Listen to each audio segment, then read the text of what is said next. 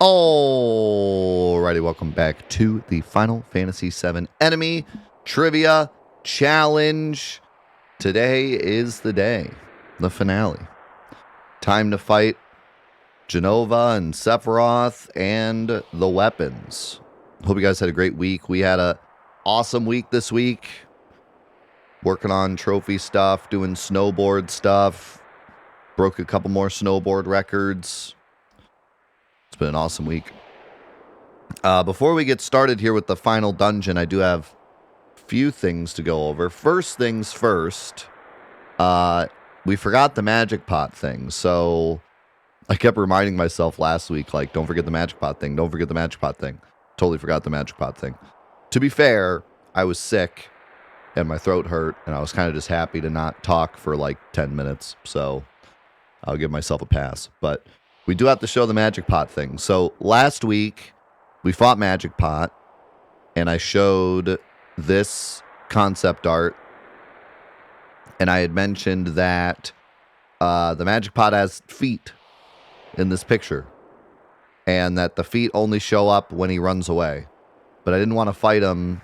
I didn't want to make him run away, because when you fight them, they usually steal stuff from you. So I wanted to get to a save point first. So now that we're at a save point, let's fight a magic pot, and we can show the goofy runaway animation.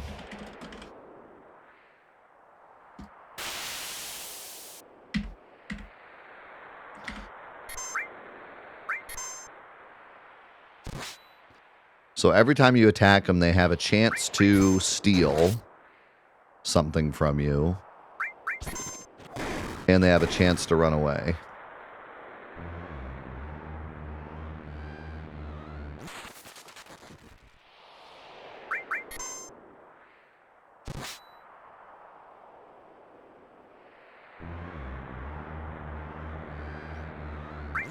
And if they do the attack multiple times, they won't steal multiple times. The attack just does nothing.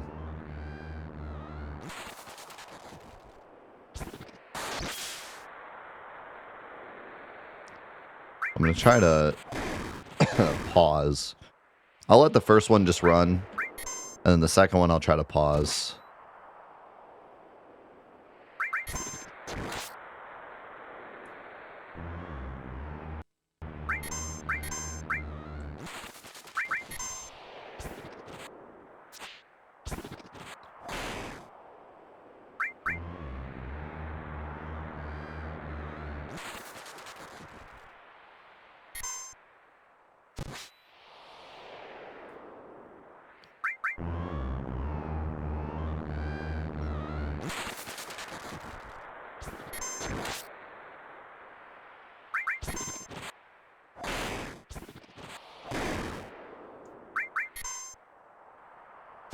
I don't want to run away.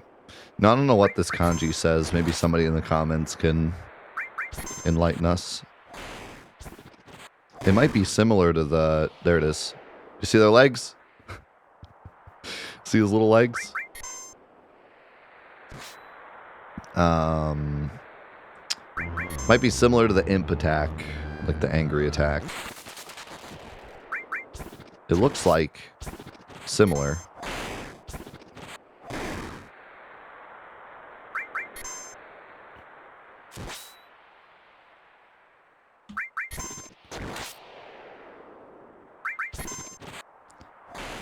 Yeah, it looks similar to the bad mouth attack.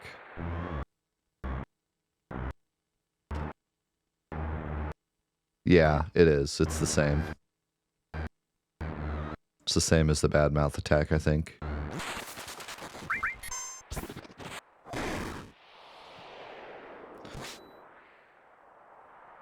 Which the Ultimania said there isn't really a translation. They're just like symbols. One of them's a symbol for a TV company. One's like a trident. They're just kind of like symbols.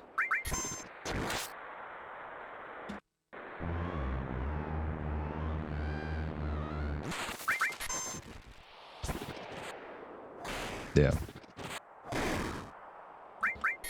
They really have a pretty low chance to run away. I think it's like 1/4.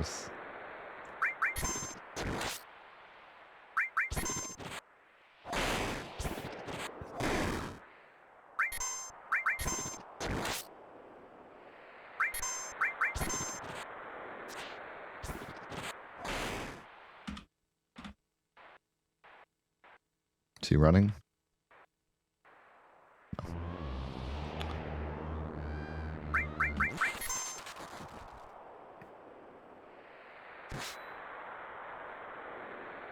Yeah, that could have been the idea. Since the other cussing in the game is just random symbols, maybe he's cussing at us.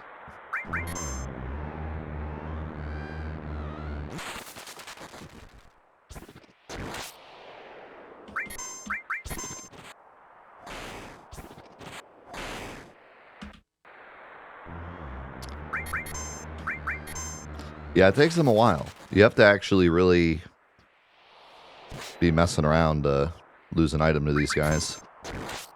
Or get really unlucky.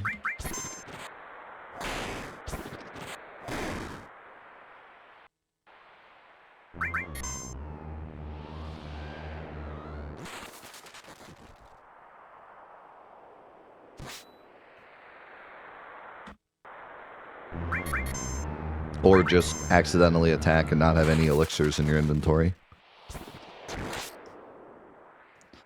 Then it doesn't matter if they run away or not. You just have no way to get rid of them. Or get your item back. Oh, come on, dude.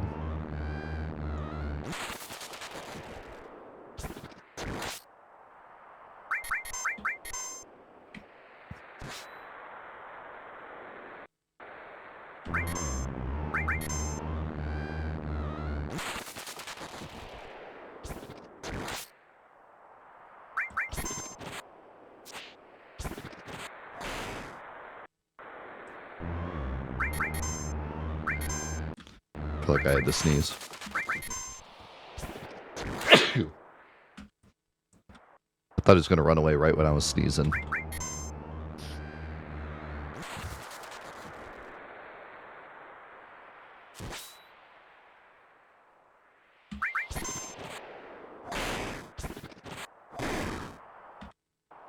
Alright. I'm about to give up. About to give up and just watch the recording of the other one running away.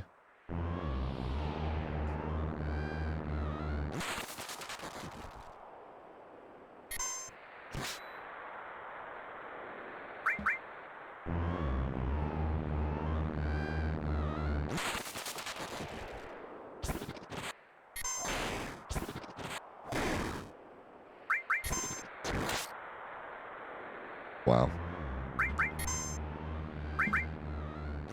One more.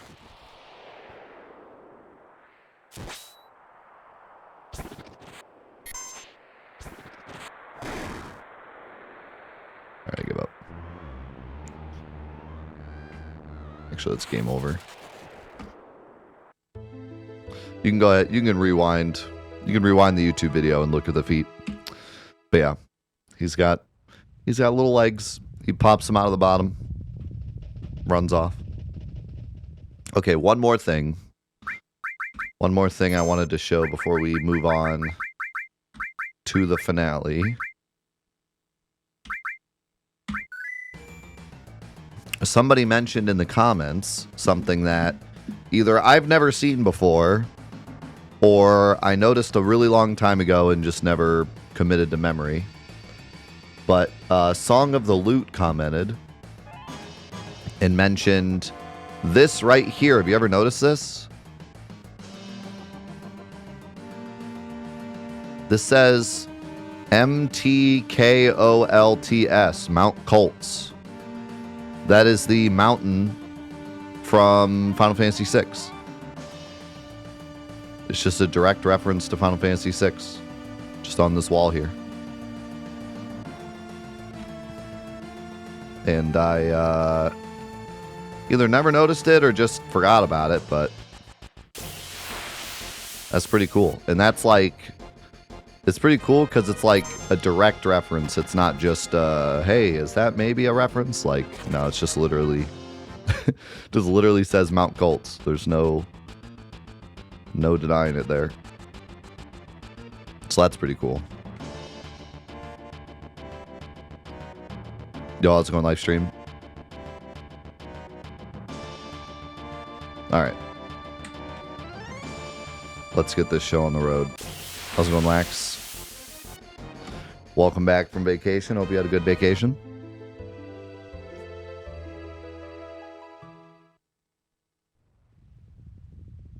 All right, so we have one final enemy in the game. And then the bosses. But we do have one last enemy first.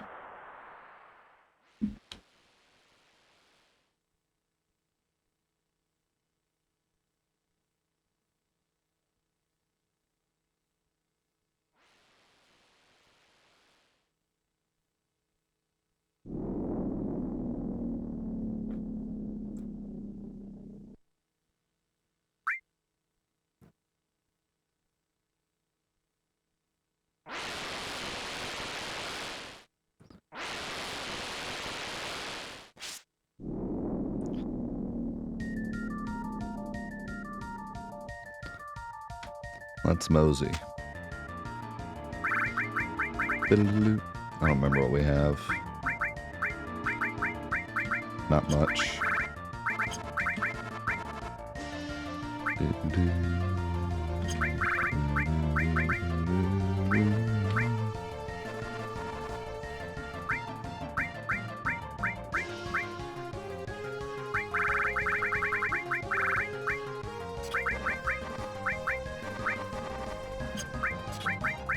I don't need counter.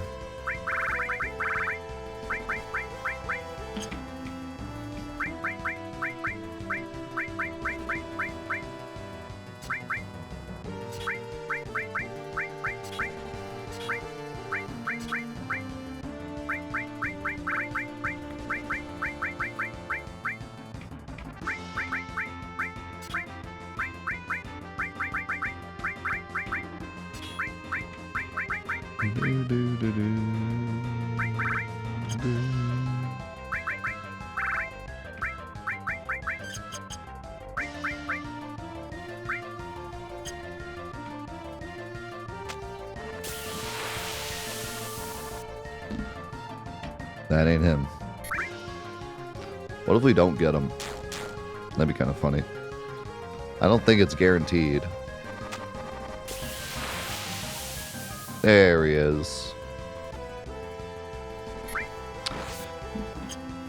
So, our final enemy of the enemy trivia challenge.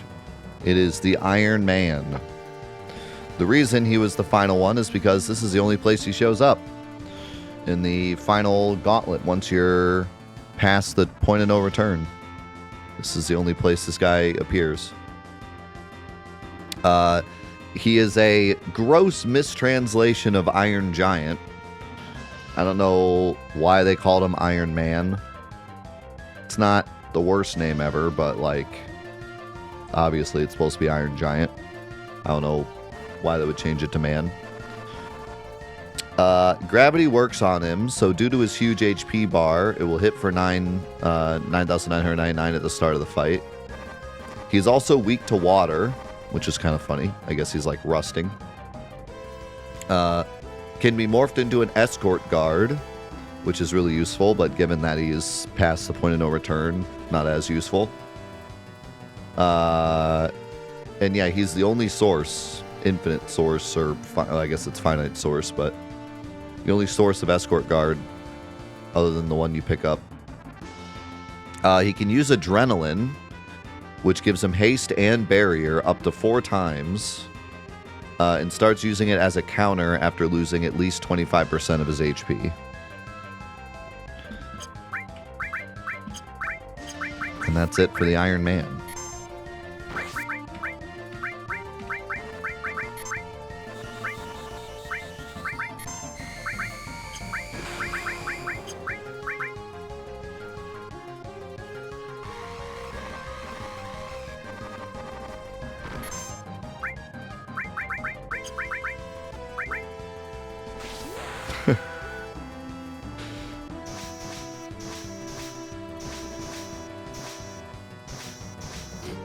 I always found it weird that you fight Iron Man here, but you fight... what's the name of the other one? The other one has the weirder name. You would think it'd be the other way around. You would fight, like, the regular Iron Giant on the train, and then you'd fight the more, like, unique one here.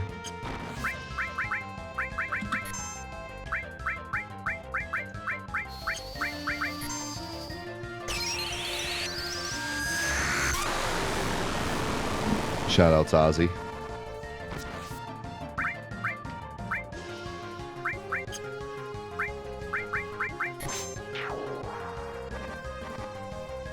His head looks like the dark side from Kingdom Hearts.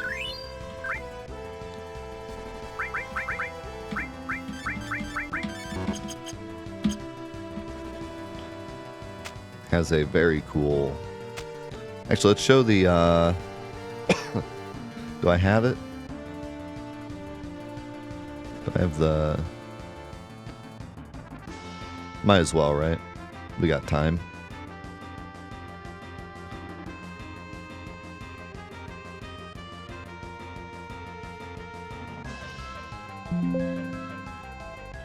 Sorry for the giant Windows noise. What's his name? Wolfmeister. There he is. So I showed this during the Wolfmeister fight, but technically this is the Iron Giant concept art, so might as well show it here as well. Very cool concept art.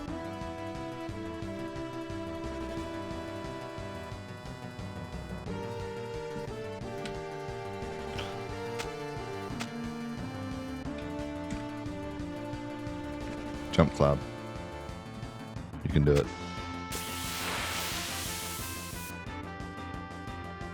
We got another one. How many lasers can I do before I start getting diminishing returns?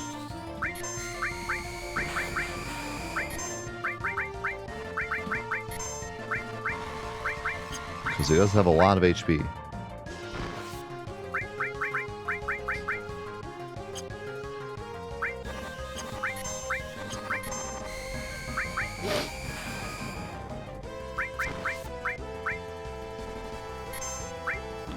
How much did that one do?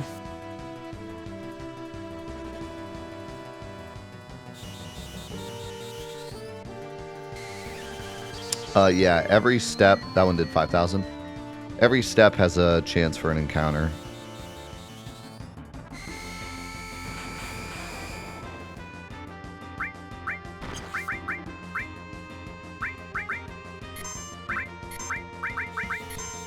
Question mark in space. Also unholy? Yeah, this is the Iron Giant. Technically the Iron Man.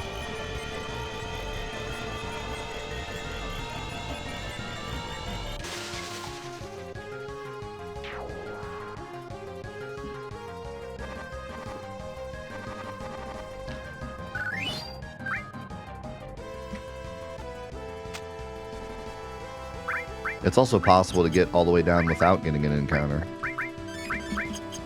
I've had it happen.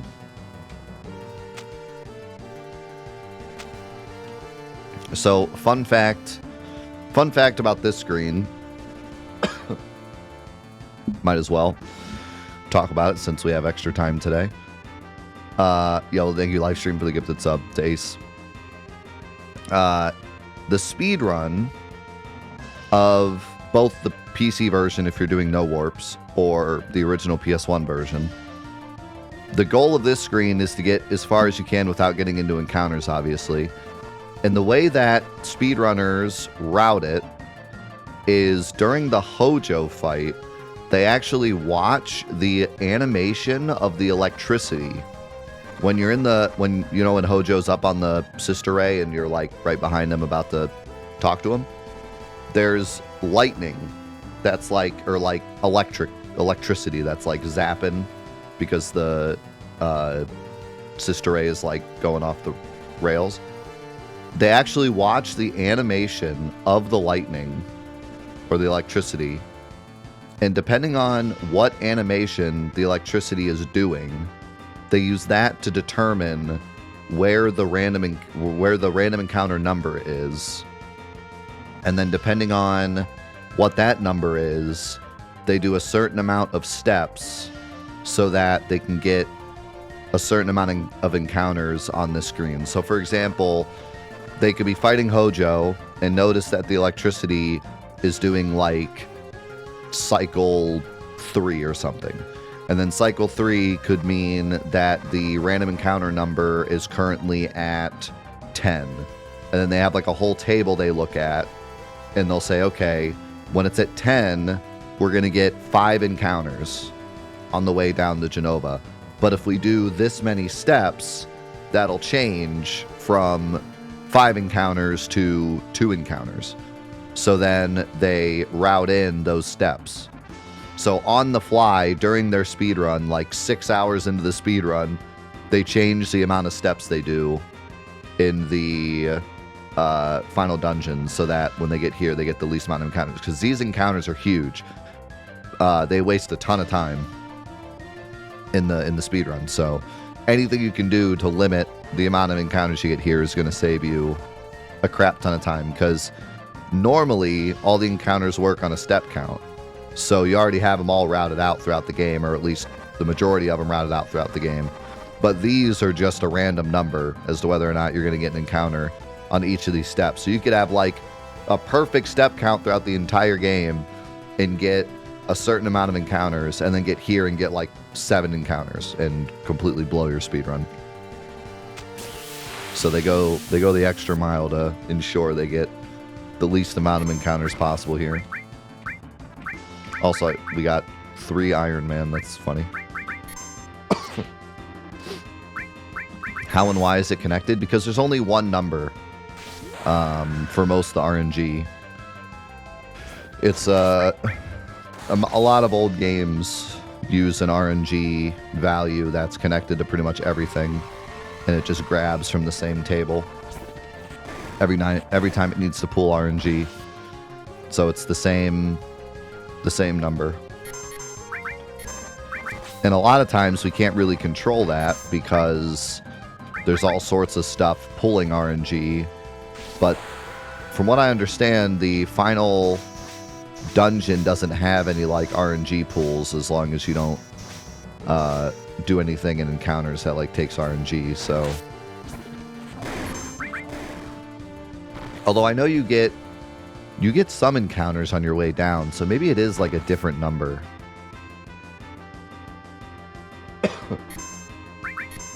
I'd have to ask a speedrunner because I don't really know. I know that they're connected. I don't know exactly which value they're looking at. But I would imagine if it were the typical RNG number that the game normally uses, then if you accidentally got into a fight with like a Tonberry or something, and it pulled RNG to decide which way it should turn, then like that would screw it up. So maybe it is a different number. We'd have to ask a speedrunner. I've never speedran a category that involves doing it, so I don't know myself.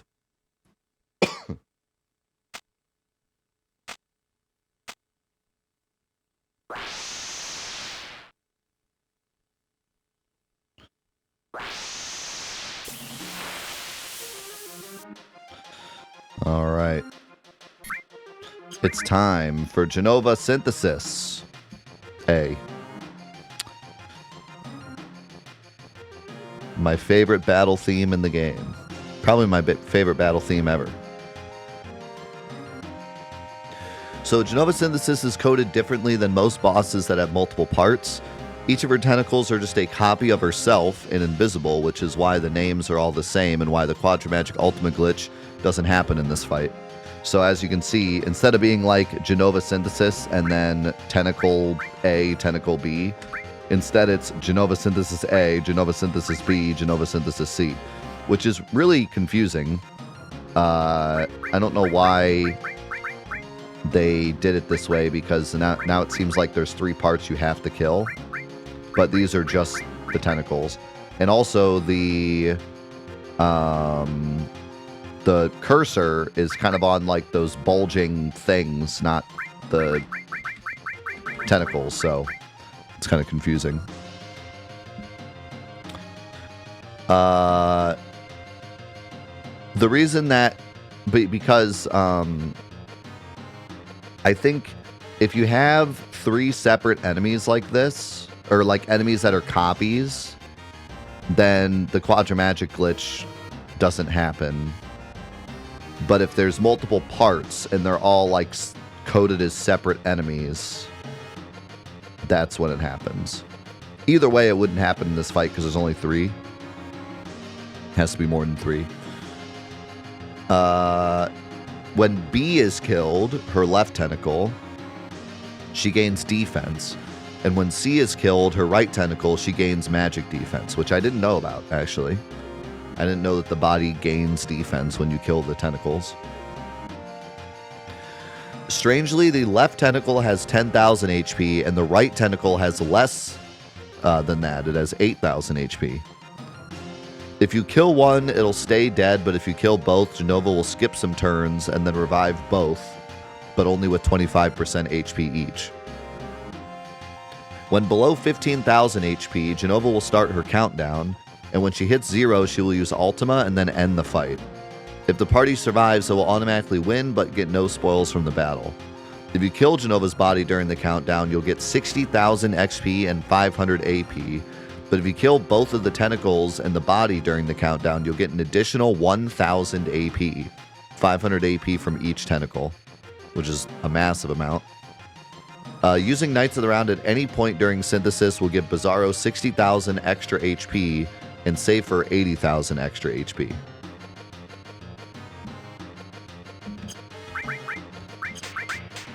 She has a strong hand, yeah. She worked out on that hand. So I believe if we use Pandora's Box in this fight, nothing will happen because these are coded as just copies, but try it anyways for fun. Plus good damage.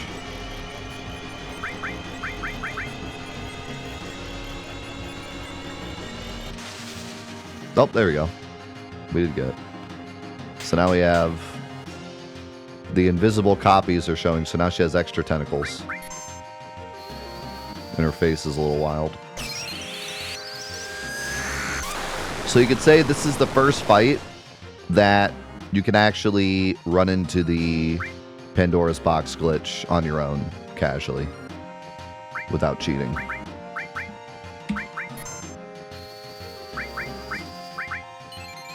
And it's pretty confusing in this fight because you can't tell if the tentacles are alive or dead.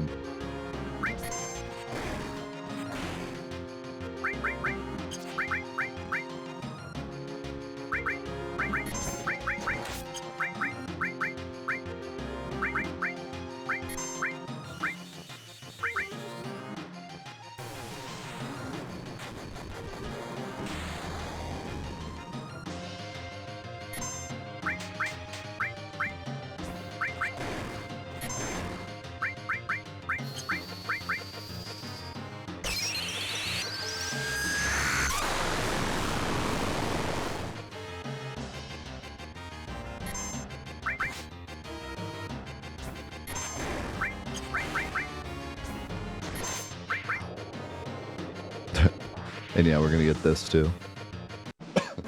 She's dead, but also not. And there you go. I killed both tentacles, so 1,500 AP.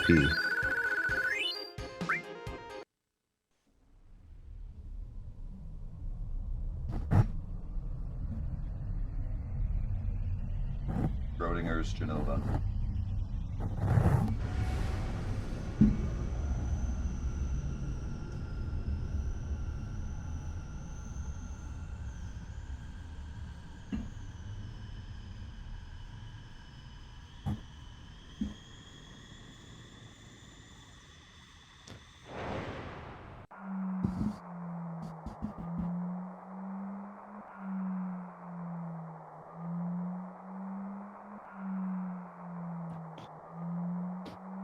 Do you guys want to see the Quadramagic Ultima glitch? I feel like we've seen it a lot. But if there's anyone that wants to see it, we could fight them. We could do it afterwards.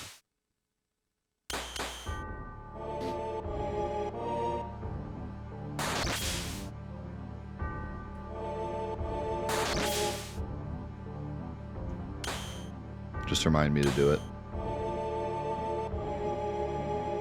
So we'll probably get one fight here. Because we're low level.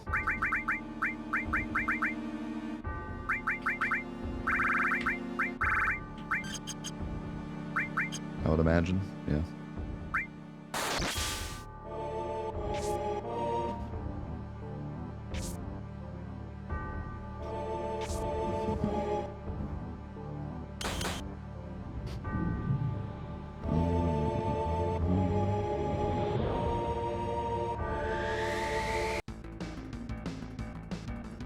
That's average party level, not Cloud, but usually Cloud is around your average level. Just by happenstance. Alright. Bizarro Sephiroth. So first of all, I highly recommend my in-depth look at Sephiroth, if you've not seen it yet, on YouTube, if you want to know more about this fight. This fight is incredibly complicated and would take me all day to explain. But that video does a really good job of explaining all the differences between the one-party fight, two-party fight, three-party fight, the ridiculous amount of AI that goes into this fight, all the mistakes they made during this fight, and just kind of how much of a car wreck this fight is. Probably the funniest thing to mention is that in the central fight, during the three-party fight, in the central fight, the magics are bugged and they both absorb ice and lightning, even though the left casts fire and earth. So normally the magics cast different magics and absorb whatever they cast. So like the left will cast fire and earth and absorb fire and earth, and the right will cast like ice and absorb ice.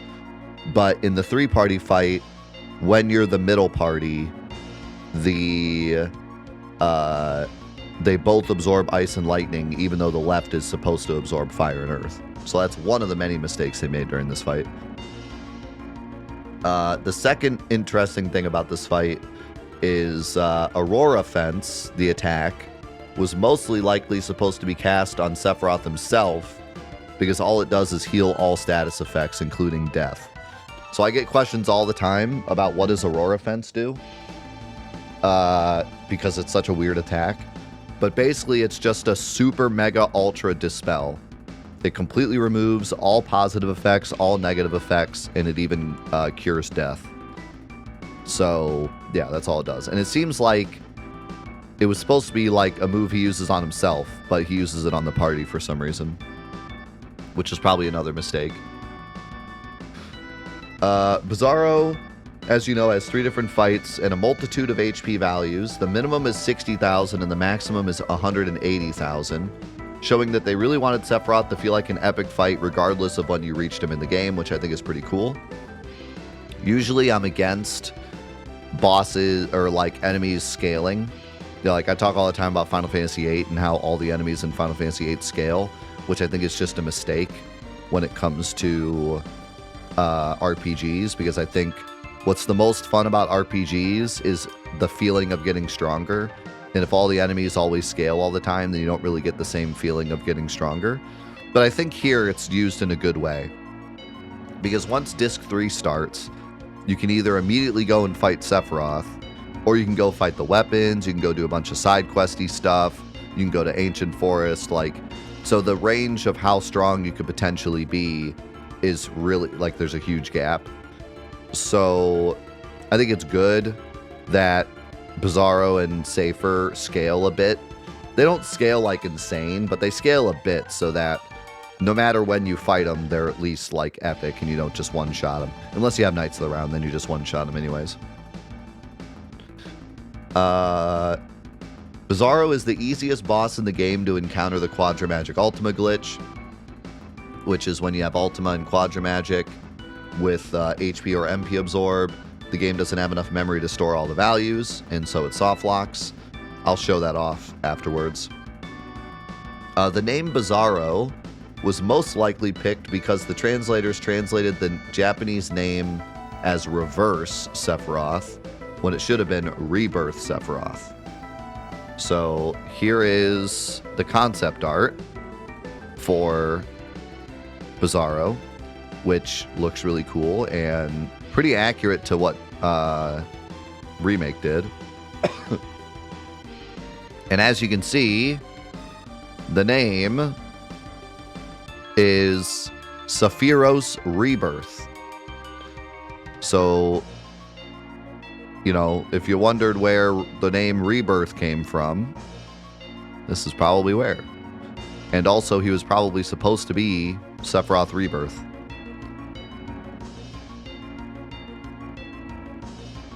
And here's a colored version.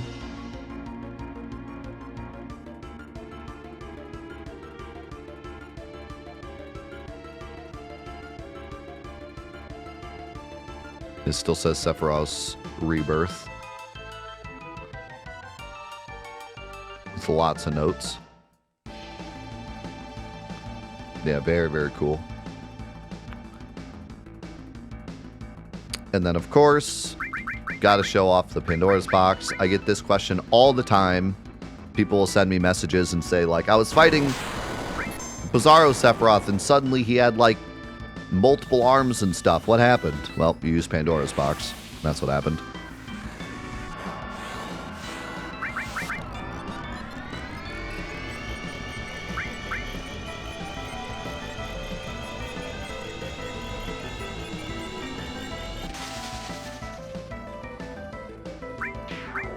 So there you go. Now he's got a stutter. Yeah, what else can I say about this fight, honestly? Like I said, watch my video on this fight. It does a really good job of explaining it.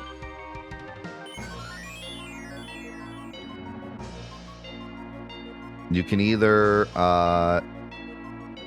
out-damage his heal, or you can take out the magics and then take out the core.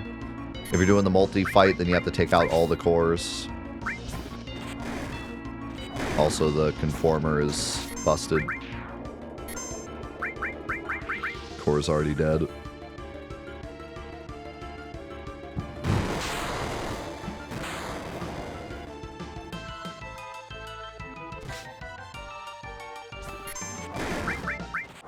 I don't remember what body parts have to be alive for him to use Aurora Fence. Or else I'd show off Aurora Fence. I'm sure you've seen it before, though. You might use it here. This might be Stigma, though. Nope.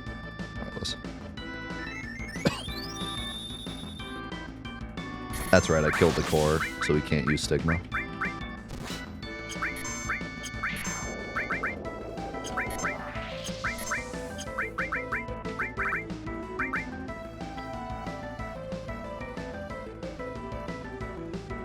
Don't be weird.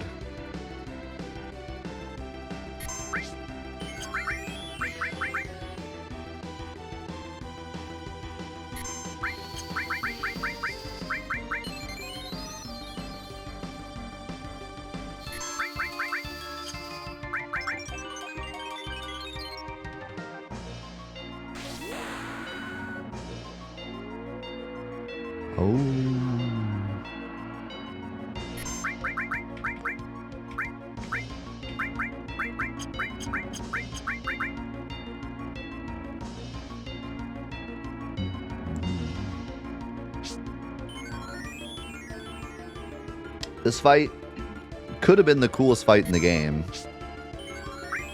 but unfortunately, all of his parts make like no sense and don't have an actual visual as to when they're dead. And also, all of his animations take so long that it just really bogs down this fight. And I think the biggest problem with this fight is the party fight, you have to... The multi-party fight, it starts with the middle party, and the middle party is the one you don't want. You have to use the other parties to take out the other cores. So the beginning of the fight is just a complete waste of time, and you have to kill a part in order for it to give you the, like, do you want to go to another party thing? If there was some kind of, like, if you could go into this menu, and there was, like, an option to change parties or something, that would have been a lot better. But instead, you're just stuck fighting with a party that can't defeat him at the beginning. And then you have to destroy, like, the head or something, and then switch over, and then, you know, do the other parts of the fight. So it's just a mess.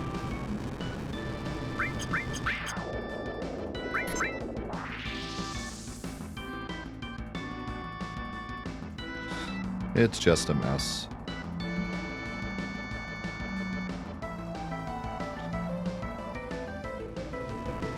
Yeah, but you have to kill part. You have to kill the magics to hit the core, and you have to hit the core to hit the body. So it's important to know when the body parts are actually dead and when they're revived.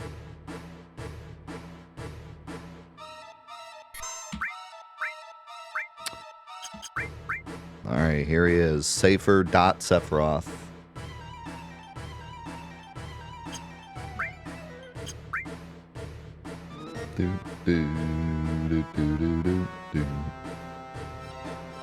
So, in my in-depth look at Sephiroth video, I said that Safer Sephiroth may also have been translated to Seraph Sephiroth, given his form looking like a seraph.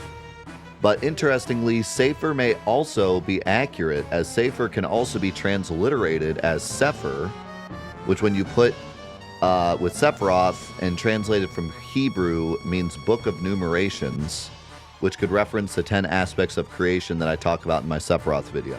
So basically, the name may have been on purpose, given that Seraph, Sepher, and Sephiroth are all such similar words. So a lot of people have deducted that this is supposed to be Seraph Sephiroth, which makes sense, because he's obviously a seraph.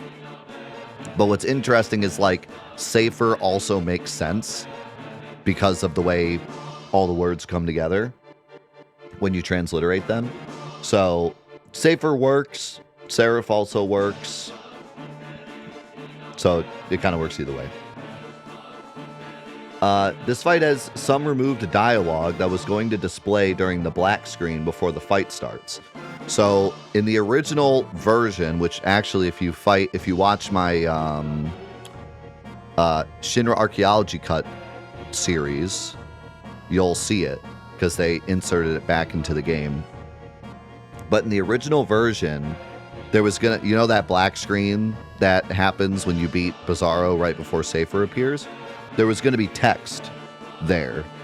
And it was going to say, over, it's all over, ... everything, ... everyone, ... everything, ... all finished, ... now everything will begin anew, ... with me. And then he was going to spawn. But then they removed it for some reason. Safer's stats are greatly influenced by the previous two fights and the party's levels. His HP can range all the way from 55,100 to 400,000. Safer follows a pattern of attacks: Wall or Dispel, then Dean or Shadow Flare, then Attack, then Fly Up, then Pale Horse, Supernova, Break or Heartless Angel, and then drop down, and then repeat with Wall or D-Spell.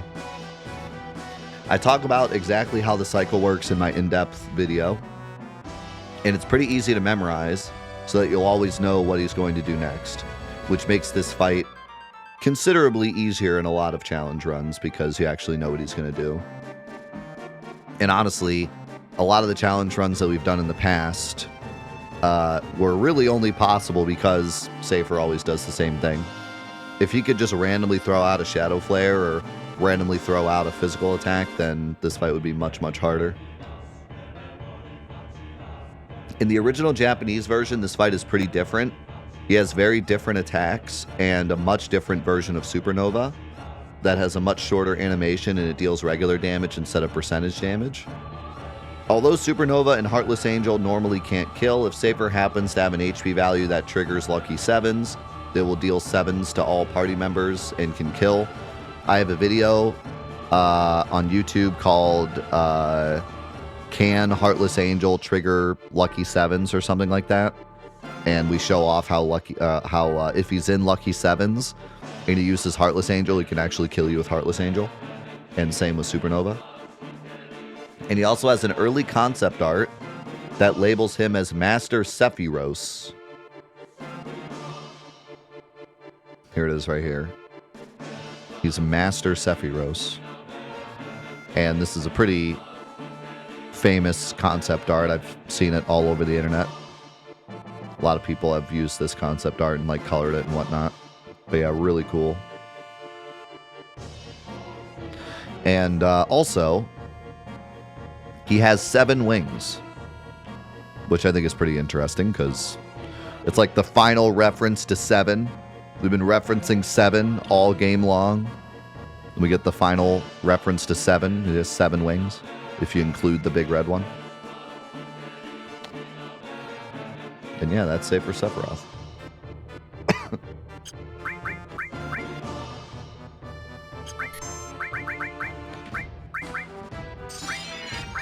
I actually have a holy torch to use. Gaming. We use Pandora's box on him for the memes.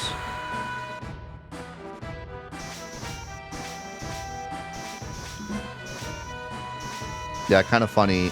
His moniker is One-Winged Angel, but he has 7 wings because he's a seraph. But this is his evolved form.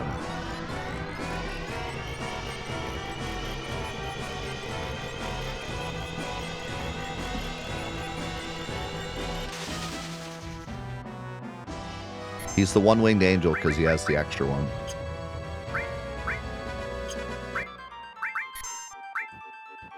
This might actually kill Cloud. Well, he probably has good spirit. Yeah, it's good.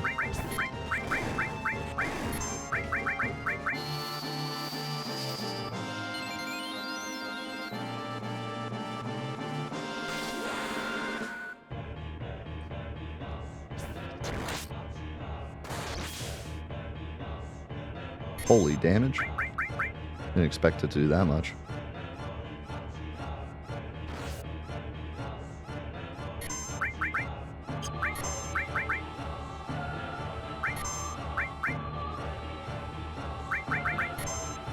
Actually going to use White Wind.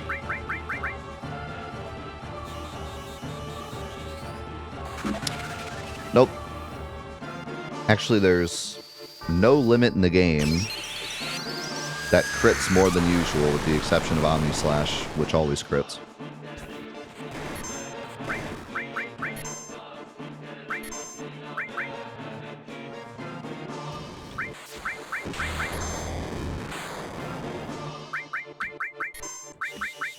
I'm a frog.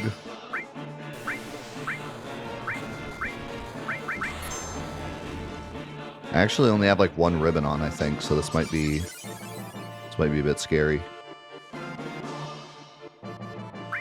Supernova might be a bit scary.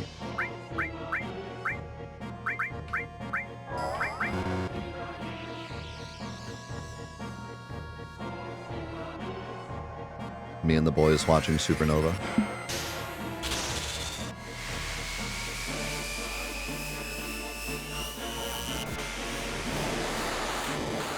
Fun fact, math.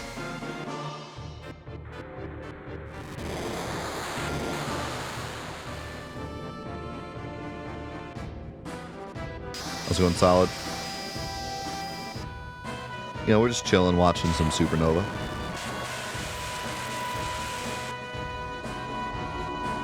N equals pi to the 2nd power times R.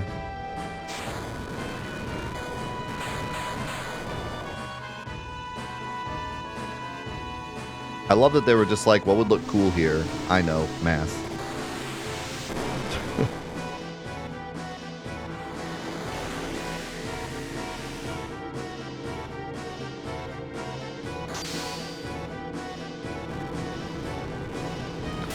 It is kind of crazy that, like, This animation is one of the only big changes from the Japanese version to the English version. The weapons in this, like everything else is the same. Only minor stuff like encounter rate and stuff, but this animation was completely made for the English version. And it's still like one of the most iconic things about the whole game, you know? It's what people remember the most.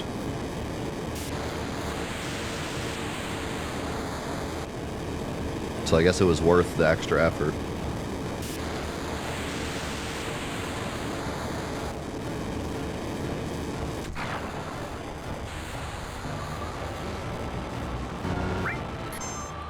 I was gonna say, as long as Yuffie didn't get confused, we're good.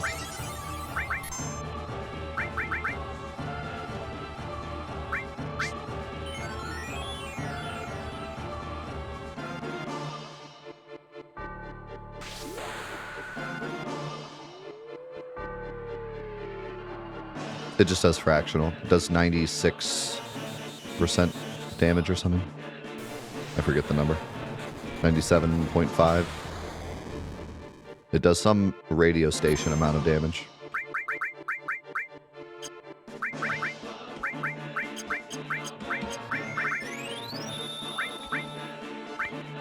Hit him with a grenade, it'll be funny.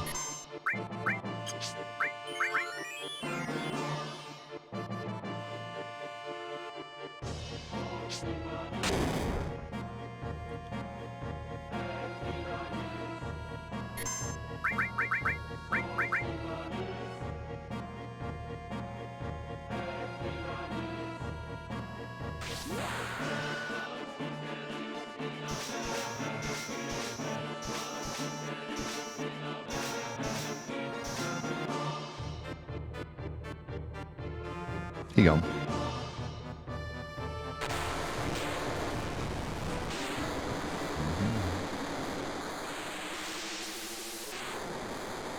We got a pretty weak Safer Sephiroth because we didn't use Knights of the Round. And we got the one party fight.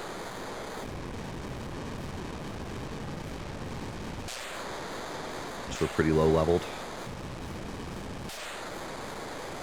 I mean, low in quotation marks, but yeah.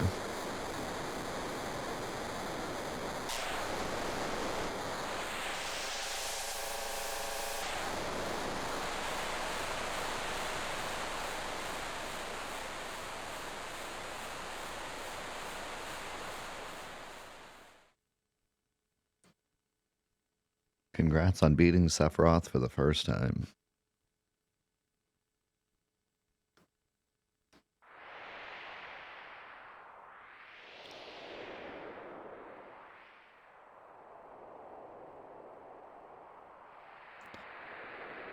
Has there been an explanation as to why regen still works if you open the disc tray? Well, if you open the disc tray, then the logic stops working, but the ATB keeps running. So, like, the enemies don't run logic to do, like, their next attack, but the game clock is still going, and regen works off the game clock. So that's why.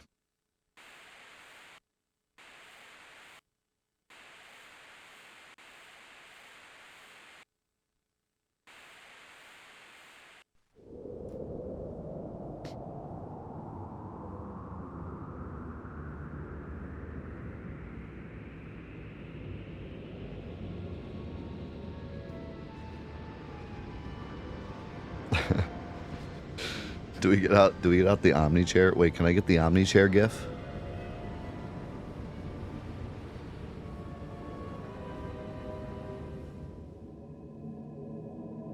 Hold on, I gotta do this real quick. I'm gonna get the Omni chair gif.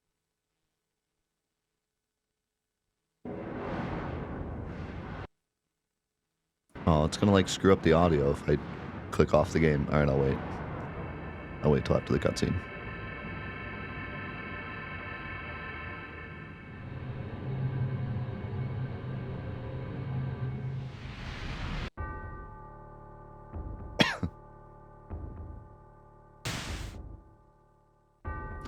Can you actually wait? Do you get wait time here? don't think I've ever tried it. No, you don't. All right. We got to pause the game because you don't get wait time here. Okay, first of all,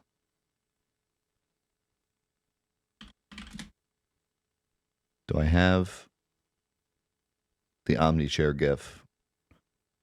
The OG OmniChair GIF. If you ever wondered where the OmniChair meme comes from on my channel, this is it. The original OmniChair.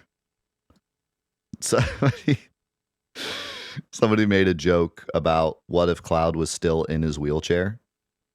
Like after the medial section, he like gets his personality back, but he's like still in the wheelchair. And then we were like, well, then Omnislash would just be OmniChair and he would just use the wheelchair. And then someone made this GIF, and then that's where the whole OmniChair meme originated. And then my chair became OmniChair, and then the rest is history. And somebody just did OmniChair. Hold on. Now we got to get the real thing.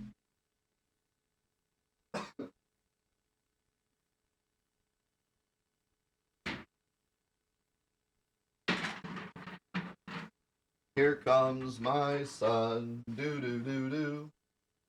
Here comes my son, and he's a chair.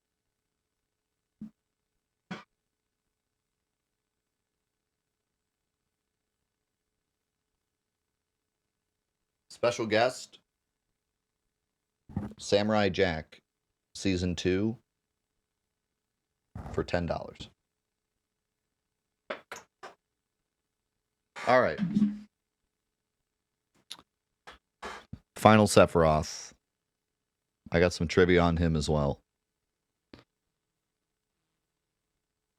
Final Sephiroth. This Sephiroth is level 50, which matches the Nibelheim flashback Sephiroth, which is kind of interesting. It's like the same guy. But he has 0 in every stat other than 100 dexterity, and he has 1 HP. This fight basically operates as a preemptive strike. Sephiroth starts with no ATB bar, and Cloud's first attack will do double damage. If you don't use Omnislash, Sephiroth will hit Cloud for 96% of his HP. Then even though Cloud has no counterattack materia, Sephiroth's AI will tell Cloud to counterattack, which ends the fight. There's no way to lose this fight, but if you hack the game and cause Cloud to always miss, it'll create an infinite loop. Also, Cloud has a special, more detailed model that is only used in this fight. If you ever noticed, he has a much more detailed model in this fight, but only this one. And if you notice, if you pay close attention, you'll notice that the first hit of Omnislash does double damage, because this fight is technically a preemptive.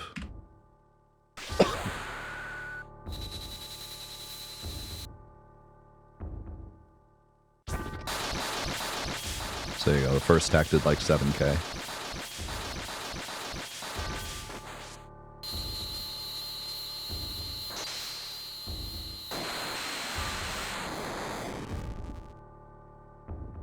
There we go. We did it. Enemy trivia challenge almost complete. We got two more big boys to talk about. But we're done with all the regular enemies, done with all the bosses, got all the enemy skills. We learned many things over this beautiful journey. I guess while we watch the final cutscene here, I'll just say thanks. This has been a true blessing of a playthrough, really. I've done many challenge runs over the last 9 years on this stream, and even more over the frickin' how many years now on YouTube? 2008. So almost 20 years, 18 years on YouTube. But this has been one of the coolest, I think, and the amount of people that have like reached out and said that they've really enjoyed this playthrough has been really nice. So thank you guys for being here for this and enjoying it and all the support you've given. I'll say a little more about what I want to do after this when we're done with the weapons, but thanks for being here for this one. And thanks for all the support. Everyone that's joined the Patreon, everyone that's come over to the Twitch and used their Twitch Primes, or even more than that. Everyone that's bought a Death UF, Touch Me F mug, or just been here, just watched, been a part of the YouTube, been a part of the Twitch. It all helps immensely, so thank you. I truly, truly cannot do stuff like this without your support. You know, I don't have any sponsorships for these runs, don't have anything other than just hanging with you guys and plopping it up, so all the support really does mean the world, and it helps to continue to be able to do stuff like this. So, but don't ever feel obligated to support, you know, monetarily. Just watching as well has been really, really helpful. Those that have gone the extra mile, thank you so much, but never feel obligated.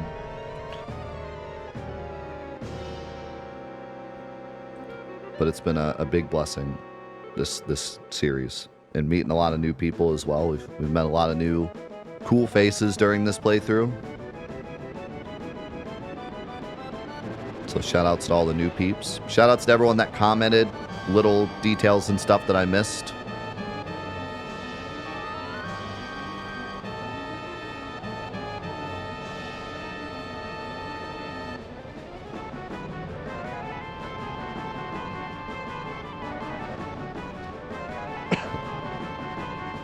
It's been awesome.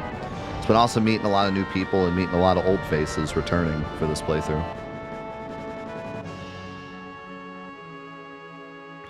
I'm so glad I decided to do this, because when I originally got the idea, I definitely thought like it would not be as good as it was. When you get the idea of like doing enemy trivia for every single enemy in the game, you know, I really did think that it was going to be short bursts of interesting information and then like long gaps of like nothing, you know, like I'm thinking we go to Mount Coral and I'm like, that's a bird. That's a bird. That's a mushroom. That's a turtle. Like, what could I possibly... But as I went through the entire enemy list and I really did my due diligence of like trying to look into something interesting for every single enemy, I was able to find really cool stuff about pretty much every single enemy in the game. There were a couple that were like, all I can really give here is like the AI, but there really was not a single boring enemy in the game. There was always something to say. I don't feel that every game in the series is going to have the same amount of stuff to say for every enemy. I truly think that this game is unique in that every single enemy either has something interesting in its design, something broken in its AI, some kind of rare attack, you know, something. And I don't think every game would be the same. I think if I did this for Final Fantasy IX, Final Fantasy VIII, Final Fantasy X, I think there would be a lot of enemies that are just, you know, here's the enemy. But I could be wrong. I could be wrong. But I think this game is truly special. If I do any more enemy trivia playthroughs for any other games, I don't think any of them will top this one. This game has the most interesting enemies of any game ever, I think.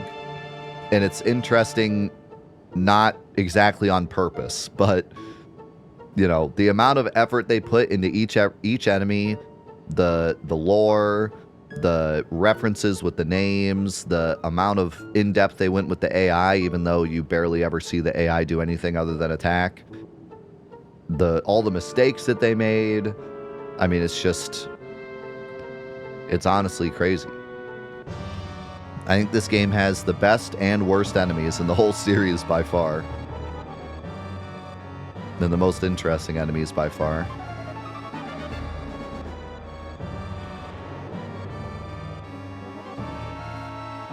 So I could be wrong though. I've never looked into enemies as deep as I did with this game.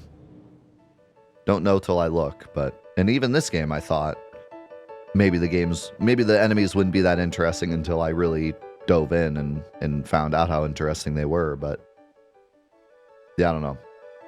I was shocked at truly how much thought they put into these enemies.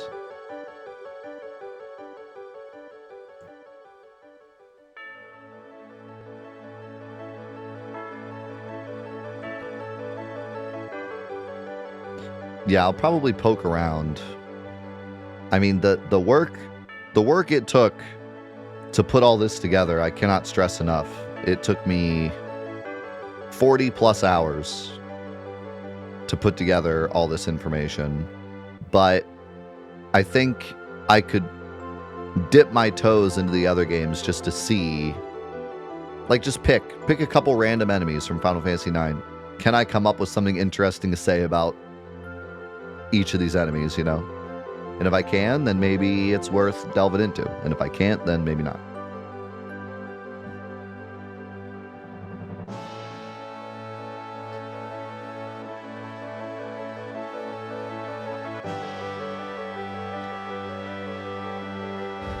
But I think at the end of the day, this series taught me once again something brand new about my favorite game, as many of these challenges do. I really did learn so much about this game doing this playthrough. I never knew how much they truly put into the enemy design in this game, and I think it's part of the reason why the enemies are so memorable and the game is so good. You know?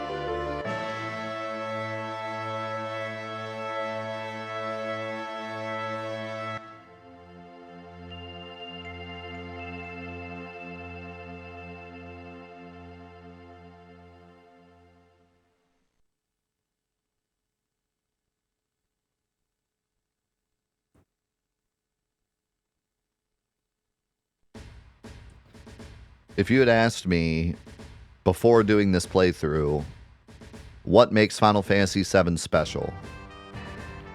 I would have said, like, the story, the art design, the music, the materia system. I would have never said the enemies.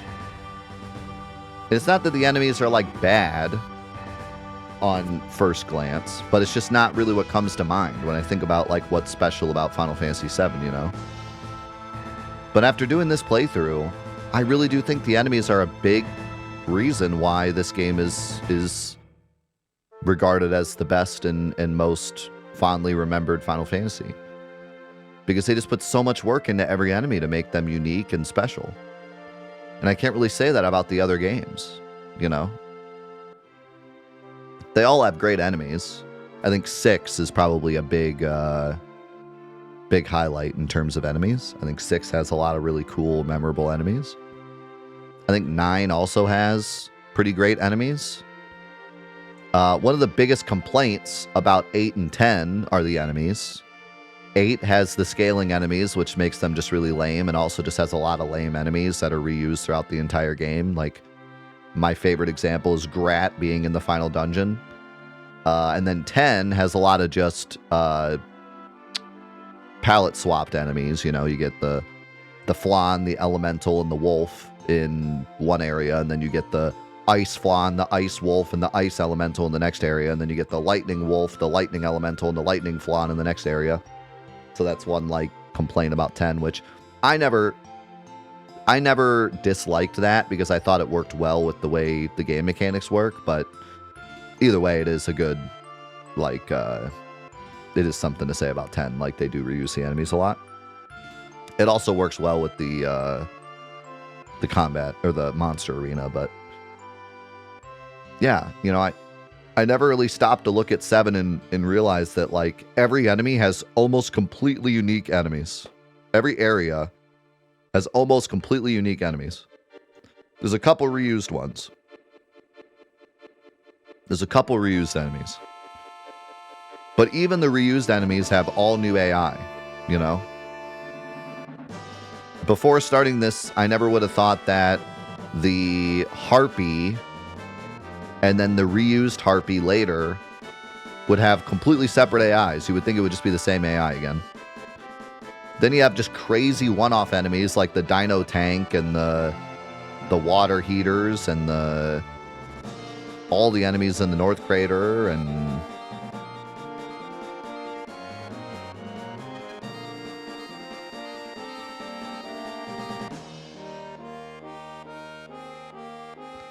I mean, this game really does have some of the best enemies in the series.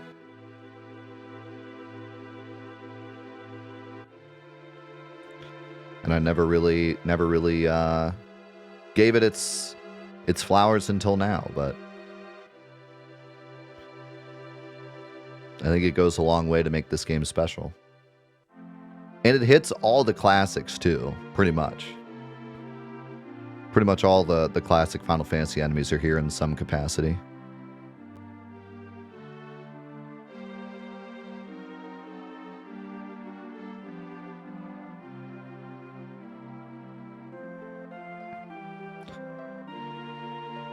And I think having like, you know, the X-Cannon enemy and some of the like super broken enemies really gives the game so much flavor because then it makes the scary enemies much more scary. The enemies aren't just all baseline. You get these crazy enemies and these weaker enemies. I just wish that the enemies in general were stronger. Especially so that we could see more of the really unique AI the game gives them, but hey, that's what challenge running and stuff is for, you know.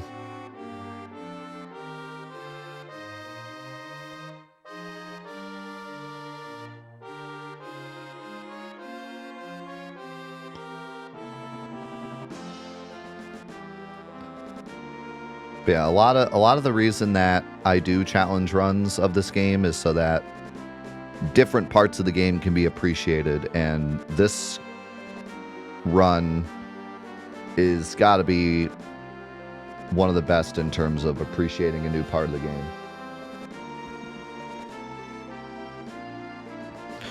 And yeah, you know, that's part of the reason why 7 is such a great game to remake, because look at all the stuff they can pull from. They really have such a huge treasure trove of enemies to pick from for the remake.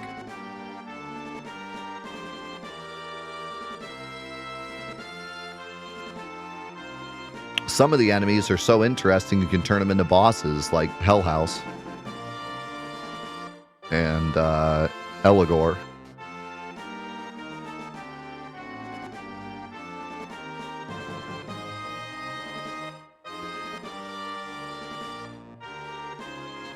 How's it going, Trev?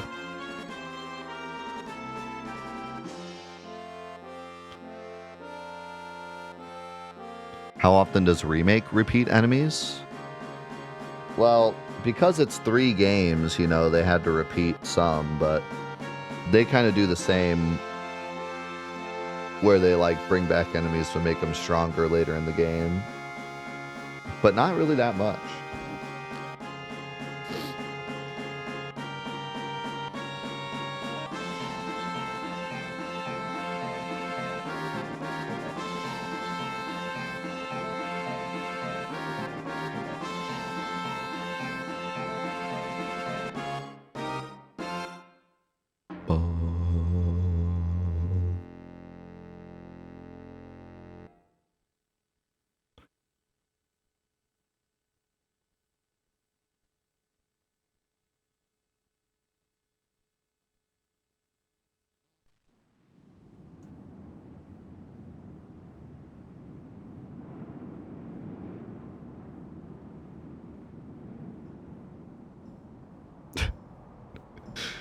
Think of the giant red 13.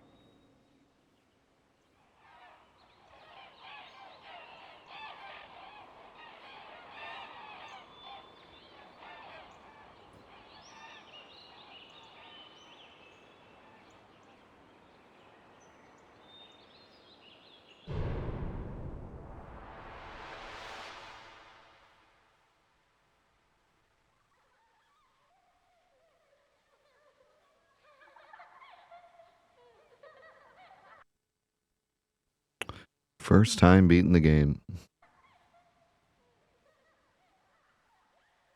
Sorry, I cut off the giggles a little bit because I had to turn off the screen because it just immediately closes the game when the laughing finishes. All right.